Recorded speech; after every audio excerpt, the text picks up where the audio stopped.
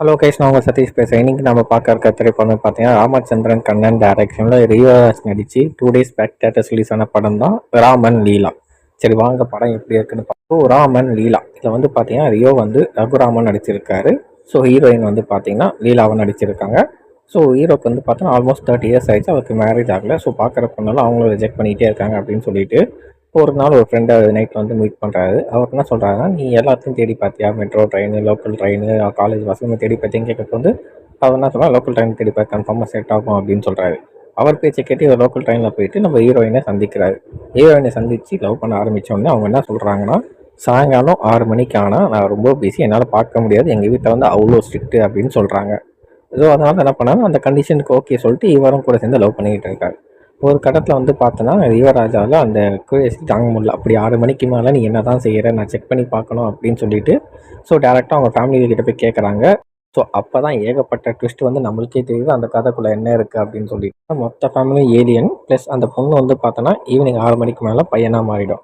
So அந்த பையன் தான் ரியோராஜ் கூட ஃப்ரெண்டாக ட்ராவல் பண்ணிகிட்டு இருக்கான் நைட் டைமில்.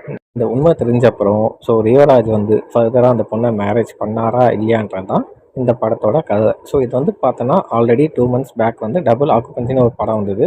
ஸோ ஆல்மோஸ்ட் வந்து பார்த்தோன்னா near to that same story தான். பட் இதுக்கு என்ன வித்தியாசம் வந்து பார்த்தீங்கன்னா, அது கொஞ்சம் கமர்ஷியல் வைஸாக ஒரு பயங்கர சைஃபை மூலியமாக எடுத்திருக்காங்க. பட் இது ஃபுல் அண்ட் ஃபுல் வந்து காமெடி சாங்கில் தான் ட்ரை பண்ணியிருக்காங்க.